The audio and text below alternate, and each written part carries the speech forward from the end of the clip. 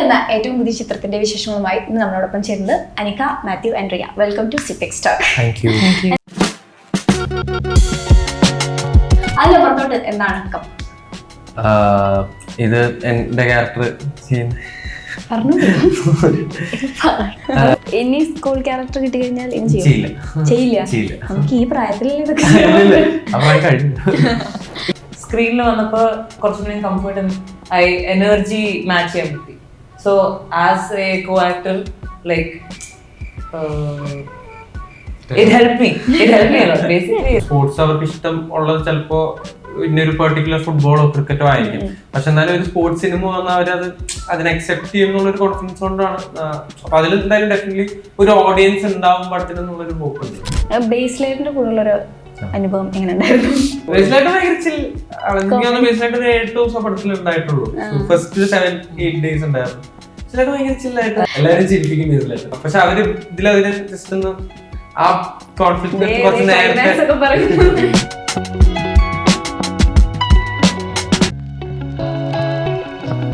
Cup എന്ന ഏറ്റവും പുതിയ ചിത്രത്തിന്റെ വിശേഷങ്ങളുമായി ഇന്ന് നമ്മളോടൊപ്പം ചേർന്നത് Anika, Mathew and Riya. Welcome to Cipex talk.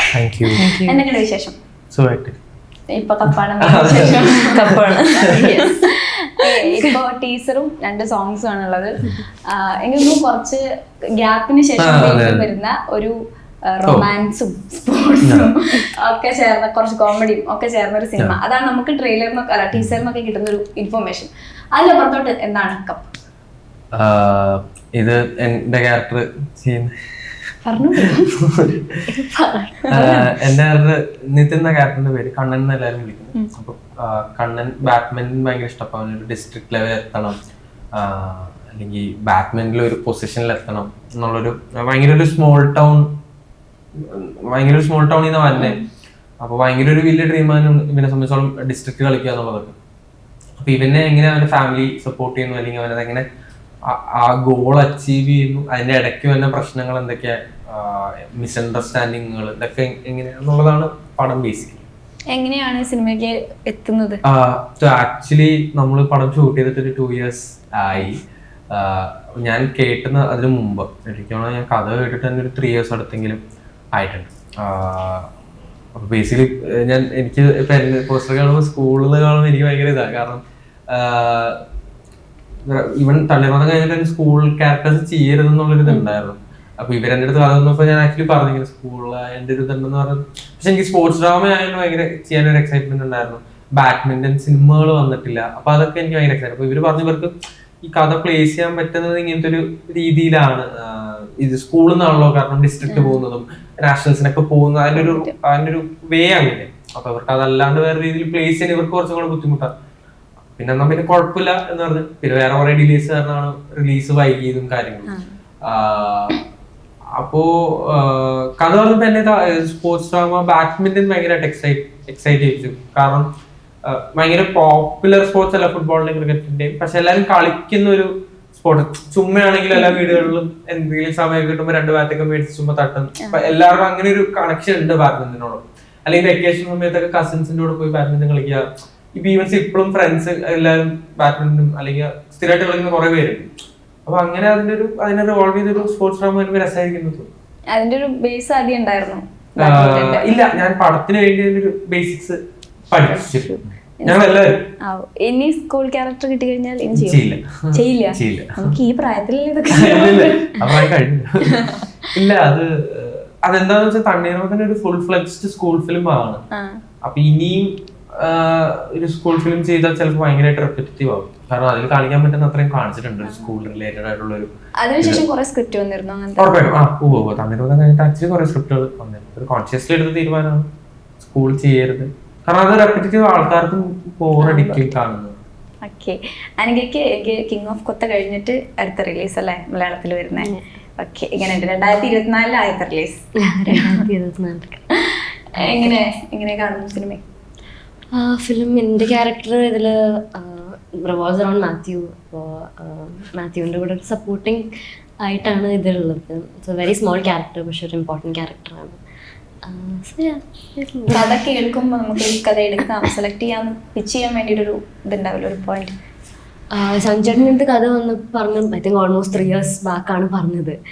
I found it very nice. Overall ഭയങ്കര മോട്ടിവേറ്റിംഗ് കോൺസെപ്റ്റ് ആയിരുന്നു ഇത്. I immediately want to do it as well. പിന്നെ എന്താണ് ആന്റണി അങ്കിളും പറഞ്ഞു അവരുടെ പ്രൊഡക്ഷൻ വൈസും. ശരി, ഇവിടെ ഫസ്റ്റ് സിനിമ ആക്ച്വലി എനിക്ക് ഇതില് എൻ്റെ ഫസ്റ്റ് ആക്ടിങ് എക്സ്പീരിയൻസ് ആയിട്ട് കുറെ പഠിച്ചു. സോ ഫസ്റ്റില് വന്നപ്പോൾ ഞാൻ ഇച്ചിരി എനിക്ക് ആ പാഷൻ ഉണ്ടായിരുന്നു, ആക്ടിങ്ങിനോട് ഭയങ്കര പാഷൻ ഉണ്ടായിരുന്നു. പക്ഷെ ഇച്ചിരി ക്ലൂലെസ് ആയിരുന്നു. ബട്ട് എനിക്ക് ഇതിൽ നിന്ന് കുറെ പഠിക്കാനും പറ്റി. പിന്നെ വേറൊരു ഇൻസിഡന്റ് ഉണ്ടായിരുന്നു. എനിക്ക് ബേസിൽ ചേട്ടൻ്റെ കൂടെ ഒരു സീക്വൻസ് ഉണ്ടായിരുന്നു. അപ്പൊ അതില് ഷോർട്ട് കഴിഞ്ഞിട്ടൊരു ബ്രേക്ക് കിട്ടിയപ്പോൾ ഞാൻ ചേട്ടൻ്റെ അടുത്ത് പോയി പറഞ്ഞു, എനിക്ക് ഇത് അഭിനയം വരുന്നുണ്ടോ എന്നൊരു ഡൗട്ട് ഉണ്ട് എനിക്ക്. ഫസ്റ്റ് ടൈം വേണ്ട അഡ്വൈസ് വരെ ചോദിച്ചപ്പോൾ അവസാനം ചേട്ടൻ തന്നെ പറഞ്ഞു, ഓവറായിട്ട് ഫസ്റ്റ് സിനിമ കൊണ്ട് ക്യാരക്ടർ ആവാൻ കൂടുതൽ ശ്രമിക്കുമ്പോൾ ചിലപ്പം അത് ഭയങ്കരമായിട്ട് മെസ്സപ്പ് ആവാനുള്ള ചാൻസ് ഉണ്ട്. അപ്പൊ ഫസ്റ്റ് സിനിമ കൊണ്ട് just be your self, just try to calm down and I മൂഡിലിരിക്കാനൊക്കെ he gave me that advice. ആ അഡ്വൈസ് കേട്ടപ്പോൾ it helped me. So അത് കഴിഞ്ഞിട്ട് I shouldn't കുറച്ചും കൂടെ റിലീസ് ആയി. And I was like, okay, according to the scene, according to what is happening, അതിൽ be present in the scene instead of dialogue ഇങ്ങനെ പഠിച്ച് അത് ഇതാണ് പറയാൻ പോകുന്നത്, വെയിറ്റിംഗ് ഫോർ മൈ ഡയലോഗ്, അത് ചെയ്യുന്നതിന് പകരം കുറച്ചും കൂടെ ഇൻവോൾവ് ആയി. സോ അത് പഠിച്ചു. അതാണ് one of the main things. പിന്നെ അതല്ലാതെ വേറെ ആ ഷോർട്ട് കോൾ ടൈം 8 o'clock ആണെങ്കിൽ ഷൂട്ട് നടക്കുന്ന 10 മണിന് ആയിരിക്കും, ബിക്കോസ് സെറ്റിംഗ് അപ്പ് എല്ലാം. സോ ആ സമയത്തിരുന്ന് കുറെ ഒബ്സർവ് ചെയ്യാനൊക്കെ സമയം കിട്ടി. ആൾക്കാർ എന്താ ചെയ്യുന്നത്, എന്താണ് ഓരോ ആൾക്കാരുടെ ഓരോ ജോലിയിലേക്ക്, ഇതൊരു കൊളാബറേറ്റീവ് എഫേർട്ടാണെന്ന് അതിൽ കൂടി എനിക്ക് കണ്ട് മനസ്സിലാക്കാനും പറ്റി. സോ ആ വഴിയും കുറെ പഠിച്ചു. സോ അതല്ലാതെ ഡെഫിനറ്റ്ലി ഇതൊരു നല്ലൊരു അമേസിങ് ഓപ്പർച്യൂണിറ്റി ആണ്. പിന്നെ ഫോർ ഫ്യൂച്ചർ കുറെ കൂടെ ആക്ടിങ്ങിൽ പഠിക്കാനുണ്ട്. And I am really excited for that. I am hoping for the best opportunity. ഇവരൊക്കെ എനിക്ക് തോന്നുന്നു സീനിയർ ആണ് അതില് സിനിമകൾ ചെയ്ത്. ഇവരുടെ ഒരു ഹെൽപ്പ് എങ്ങനെ ഉണ്ടായിരുന്നു? ഇവര് പിന്നെ മാത്യുടെയാണ് കുറച്ച് കൂടുതൽ സീക്വൻസ് ഉള്ളത്. പിന്നെ ആദ്യം മീറ്റ് ചെയ്തപ്പോ ഇതുപോലായിരുന്നു, ഫോമിലായിരുന്നു. പിന്നെ ഓവർ ടൈം കുറെ കൂടെ സീക്വൻസ് ഉണ്ടായതുകൊണ്ട് BTS ടൈം ബിഫോർ ഷോട്ട് നമ്മൾ കുറച്ചും കൂടെ സംസാരിച്ച് കുറച്ചും കൂടെ ഫ്രണ്ട്സ് ആയതുകൊണ്ട് കുറച്ചും കൂടെ കംഫർട്ടായി. So because of the relationship സ്ക്രീനിൽ വന്നപ്പോൾ കുറച്ചും കൂടെ കംഫർട്ട്, എനർജി മാച്ച് ചെയ്യാൻ പറ്റി. So as a co actor like it helped me a lot. Basically it helped. I'm telling honestly, it really helped me. And I didn't feel like any pressure. I didn't feel like Matthew's experienced. He gave me the space, and edake when I wanted help, he was helping me out. എങ്ങനെയാണ് ഇതിലേക്ക് എത്തുന്നത്? ആന്റണി അങ്കിളിനെ എനിക്കറിയാം, അത് production. And അവര് എന്നെ വിളിച്ചിരുന്നു, ഒരു ഫിലിമിന് ഒരു ഓപ്പർച്യൂണിറ്റി ഉണ്ട്. ഞാൻ ഇമ്മീഡിയറ്റ്ലി ഇൻട്രസ്റ്റഡ്. ആൻഡ് സഞ്ജു ചേട്ടനെ മീറ്റ് ചെയ്തു, ഡയറക്ടർ മീറ്റ് ചെയ്തിട്ട് ഒരു ഓഡിഷൻ ഉണ്ടെന്ന് പറഞ്ഞു. സോ ആ സമയം മാത്യുയുടെ ഒരു സ്ക്രീൻ ടെസ്റ്റ് പോലെ ചെയ്ത് അങ്ങനെയാണ് എനിക്ക് ഈ റോള് കിട്ടിയത്. എനിക്ക് തോന്നുന്നു ഇപ്പൊ ടീച്ചർ കാണുമ്പോൾ നിങ്ങളെക്കാളൊക്കെ ചേഞ്ച് തോന്നുന്ന റിയക്കാണ്.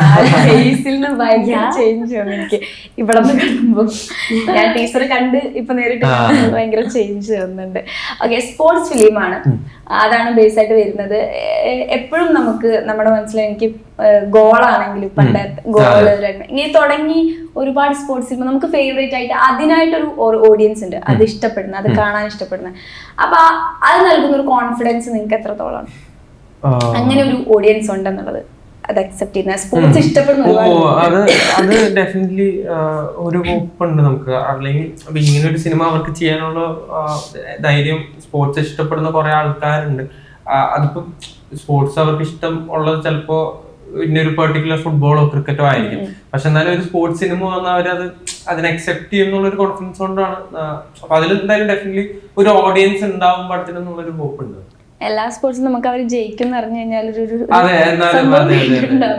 അതെ അതിൽ നമുക്ക് സ്പോർട്സ് പ്രതീക്ഷിക്കാം. സ്റ്റോറികൾ എപ്പോഴും അങ്ങനെ ആയിരിക്കുമല്ലോ, എൻഡ് ഓഫ് ദ ഇതില് കപ്പ് അല്ലെങ്കിൽ ട്രോഫി കിട്ടുന്നോടത്തായിരിക്കും. പക്ഷെ അവര് ഇതിലതിന് ജസ്റ്റ് ഒന്ന് ആ കോൺഫ്ലിക്റ്റ് കുറച്ച് നേരത്തെ climax ഒക്കെ പറയുന്നു. ഇല്ല ക്ലൈമാക്സ് അല്ല, പക്ഷെ അത് വേറെ രീതിയിൽ ഒന്ന് പ്ലേസ് ചെയ്യാൻ നോക്കിയിട്ടുണ്ട്. അപ്പൊ അത് ചിലപ്പോൾ കുറച്ചുകൂടി ഇൻട്രസ്റ്റിംഗ് ആയിരിക്കും. വെറൈറ്റി ആയിട്ട് സ്പോർട്സ് എപ്പോഴും സെയിം ആയിരിക്കും. ടെംപ്ലേറ്റ് ഉണ്ടല്ലോ. പക്ഷെ അതിൽ സംഭവിക്കുന്ന കാര്യങ്ങളും ഇപ്പൊ ഇതിലും വേറെ എന്താ ഒരു ചേഞ്ചസ് അത് ഇവർ ആൾക്കാർ തമ്മിലുള്ള ഒരു ബന്ധത്തിന് കുറച്ചും കൂടി ഇമ്പോർട്ടൻസ് കൊടുത്തിട്ടുണ്ട്. അല്ലെങ്കിൽ ഈ ക്യാരക്ടറിന് ഇഷ്ടം സ്പോർട്സ് ആണ്, പക്ഷെ അവനത് എത്തുന്നത് അല്ലെങ്കിൽ ആ ഒരു വിൻ ചെയ്യുന്നതിന് സ്പോർട്സ് മാത്രമല്ല, അവൻ ട്രെയിനിങ് മാത്രമല്ല, അതിന്റെ ഒപ്പം അവന്റെ ഫാമിലി അല്ലെങ്കിൽ അവന്റെ കൂടെയുള്ള ഫ്രണ്ട്സ് അല്ലെങ്കിൽ അവന്റെ ചുറ്റുമുള്ള ക്യാരക്ടേഴ്സ് അവനെ എങ്ങനെ ഹെൽപ്പ് ചെയ്യുന്നു, മോട്ടിവേറ്റ് ചെയ്യുന്നുള്ളതിന് ഭയങ്കര ഇമ്പോർട്ടൻസ്. നിങ്ങൾക്ക് ഈ കലയല്ലാതെ കായികപരമായിട്ട് എന്തെങ്കിലും കഴിവുകൾ സ്പോർട്സ് ഇല്ല? സ്പോർട്സില് ഇല്ല എന്നാലും അല്ല, ഞാൻ കുറച്ച് ഫുട്ബോളും ക്രിക്കറ്റൊക്കെ ഇഷ്ടമുള്ള ആളാണ്. ഏതാ ഫുട്ബോളോ? അല്ല എല്ലാം കളിക്കും, അത്യാവശ്യം കുഴപ്പമില്ലാണ്. എങ്ങനെ നമ്മുടെ നാട്ടില് സ്കൂൾ വെക്കേഷനൊക്കെ നാട്ടില് കളിക്കുമായിരുന്നു. പിന്നെ ക്രിക്കറ്റ് ഇപ്പോഴും ഞങ്ങൾ ടർഫിലൊക്കെ പോയി ഫ്രണ്ട്സ് ആയിട്ട് പോയി കളിക്കാറുണ്ട്. ഫുട്ബോൾ സ്കൂളിന് വേണ്ടി കളിച്ചിട്ടുണ്ട്. പിന്നെ ബാഡ്മിന്റണിന് വേണ്ടി പഠിച്ചു. ക്രിക്കറ്റ് ചെറുപ്പം പോലെ കളിക്കാറുണ്ട് ചേട്ടൻ. ഇനി നിങ്ങളുടെ ലൊക്കേഷൻ അല്ലെങ്കിൽ കാസ്റ്റിലേക്ക് വരുമ്പോ നെയ്മറിലെ ഞാൻ കമന്റ്സിൽ കണ്ടതാണ് ടീച്ചറില്, നെയ്മറിലെ അതേ കോമ്പിനേഷൻ ആണ്, അമ്മ മകൻ കോമ്പിനേഷൻ. എങ്ങനെ ഉണ്ടായിരുന്നു അത്? ആക്ച്വലി നെയ്മർ ചെയ്യുന്നതിന് മുമ്പ് ചെയ്ത സിനിമ ഇതാണ്, അത് കഴിഞ്ഞിട്ടാണ് ഞങ്ങൾ നെയ്മർ ചെയ്തത്. പക്ഷെ നെയ്മറിൽ അത് ഭയങ്കരമായിട്ട് കുറച്ചുള്ളെങ്കിൽ അത് ഭയങ്കര റിലേഷൻഷിപ്പ്, കാരണം ഇവര് അച്ഛനെ പേടി കൊണ്ട് അമ്മയായിട്ടാണ് കുറച്ചും കൂടെ നിൽക്കുന്നത്. പക്ഷെ ഇതിലത് ആ ഒരു റിലേഷൻഷിപ്പ് അല്ല, കുറച്ചും കൂടെ ഒരു ഇമോഷണലി അല്ലെങ്കിൽ ഭയങ്കര അങ്ങനെ നിൽക്കുന്ന ഒരു അമ്മയും മോനും ആയിരിക്കും. അതിലെ കുറച്ചും കൂടെ അങ്ങോട്ടും ഇങ്ങോട്ടും പറഞ്ഞു നിൽക്കുന്ന ഒരു അമ്മയും മോനുമായിരുന്നു. പക്ഷെ അത് ഭയങ്കര കപ്പ് ചെയ്തുകൊണ്ട് എനിക്ക് നെയ്മറിൽ കുറച്ചും കൂടെ ഈസിയർ ആയിരുന്നു ചെയ്യാൻ പറ്റും. നിങ്ങൾ ആരും ഇതില് വരുമ്പോ മുന്നേ അറിയായിരുന്നോ തമ്മിൽ ഇങ്ങനെ? ഇപ്പോ ചൈൽഡ്ഹുഡിൽ മീറ്റ് ചെയ്ത് ആന്റണി അങ്കിളുടെ ബാക്കി അവിടെ ഉള്ളൊരു ഇപ്പൊ പുതിയ കഥ, ഇപ്പൊ മാത്യുവിന്റെ എനിക്ക് എല്ലാവരും പുതിയ ആൾക്കാരായിരുന്നു. ആക്ച്വലി ഫുൾ എനിക്ക് ബേസ്ലൈറ്റിനെ അറിയാം, പക്ഷെ ബേസ്ലൈറ്റിനോട് വർക്ക് ചെയ്യുന്ന ആദ്യമായിട്ടാ. എനിക്ക് റിയയുടെ ചേട്ടനെ അറിയായിരുന്നു. എനിക്ക് അറിയില്ലായിരുന്നു. ഇപ്പൊ റിയ ഓഡിഷൻ വന്നപ്പോൾ എനിക്ക് റിയ ഹൃദുവിന്റെ അനിയത്തിയാന്ന് എനിക്ക് അറിയത്തില്ല. ഹൃദുവിനും ഞാനും അല്ലാണ്ട് മീറ്റ് ചെയ്തിട്ടുണ്ട്. ഞങ്ങൾ വർക്ക്ഷോപ്പിന് മീറ്റ് ചെയ്തു. അപ്പൊ ഞങ്ങള് കുറച്ചു കാലമായിട്ട് ഫ്രണ്ട്സാണ്. അപ്പൊ പെട്ടെന്ന് എനിക്ക് റിയ അനിയത്തിയല്ലേ, ഓ ശരി. അപ്പൊ ഹൃദുവിനെ അറിയായിരുന്നു. അതർവൈസ് എനിക്ക് ഈ പടത്തിൽ എനിക്ക് തോന്നുന്നു അങ്ങനെ ആരെയായിട്ടും പരിചയമുണ്ടായിരുന്നു. രഞ്ജിത്ത് എന്ന് പറഞ്ഞ ഒരു ക്യാരക്ടർ ഇതിൽ ചെയ്യുന്നത് രഞ്ജിത്തേട്ടൻ കുമ്പളങ്ങിൽ വർക്ക് ചെയ്തിട്ടുണ്ട്. ആക്ച്വലി ആർട്ട് അസോസിയേറ്റ് ആയിട്ട് രഞ്ജിത്തേട്ടൻ അറിയായിരുന്നു. ബാക്കി എല്ലാവരും പുതിയ ആൾക്കാർ. ബേസ്ലൈറ്റിന്റെ കൂടുതലൊരു അനുഭവം എങ്ങനെ ഉണ്ടായിരുന്നു?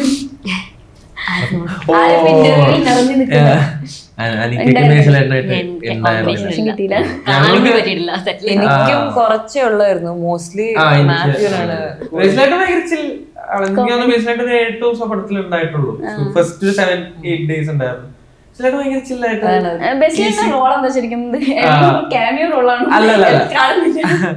ബേസിലായിട്ടും ഉണ്ട്, എപ്പോഴും ഇല്ല. പക്ഷെ ആക്ച്വലി പടത്തിന്റെ ത്രൂ ഔട്ടാണെങ്കിൽ ബേസിലായിട്ടിന്റെ ക്യാരക്ടർ ഭയങ്കര ഉണ്ട്. ഭയങ്കര രസമുള്ള ക്യാരക്ടർ. സാധാരണ അങ്ങനത്തെ ഒരു ഏജിൽ ഒരു ക്യാരക്ടർ വരുമ്പോൾ മറ്റു ജോലിയൊന്നും ഇല്ലാണ്ടിരിക്കുന്ന ക്യാരക്ടേഴ്സ് ആയിട്ടാണ് സ്ഥിരം. പക്ഷെ ഇതിൽ ബേസിലായിട്ടിനായിട്ട് 2 ജോലി ചെയ്യുന്ന ആളാ. ഫോട്ടോഗ്രാഫർ ആയിട്ട് വർക്ക് ചെയ്യുന്നുണ്ട്, വെഡിങ് ഫോട്ടോഗ്രാഫർ ആയിട്ട്. പിന്നെ പുള്ളിക്ക് ഒരു ബൈക്ക് മെക്കാനിക് ഷോപ്പ് ഉണ്ട്.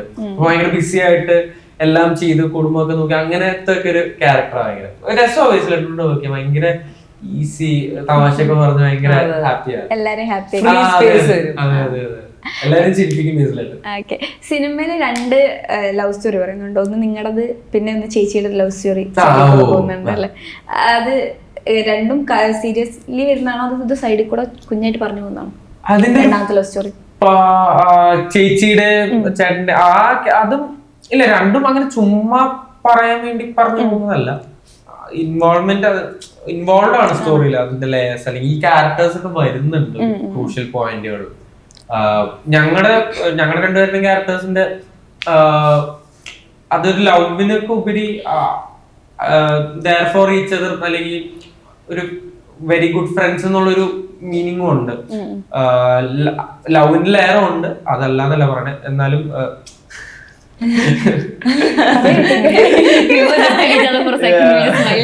ഐ കോണ്ടാക്ട് അപ്പോ Layer. പക്ഷെ ആ ഒരു ഇതുണ്ട് ആ ഫ്രണ്ട്സ് അല്ലെങ്കിൽ കണ്ണെന്ന ക്യാരക്ടർ അവന് ഗോളിൽ എത്താൻ വേണ്ടി ഇവര് ഹെൽപ്പ് ചെയ്യുന്ന പ്രിയ ചെയ്യുന്ന ക്യാരക്ടർ അന്ന എന്ന പേര് ക്യാരക്ടർ അന്ന അതിനുവേണ്ടി ചെയ്യുന്ന കാര്യങ്ങൾ അതൊക്കെ ഭയങ്കര രസമാണ്. നമ്മള് നമ്മുടെ ഒരു ഫ്രണ്ടൊക്കെ ചെയ്ത് കൊടുക്കുന്ന പോലെ ലവ് ഉള്ളതുകൊണ്ട് മാത്രമല്ല ആ ഒരു ഇത് ഭയങ്കര ഫ്രണ്ട്ഷിപ്പില് തുടങ്ങി അതെ അങ്ങനെ ബിൽഡ് സ്ലോ ആയിട്ട് build ബിൽഡപ്പ് ചെയ്തു. ചെയ്യുന്നു. അതെ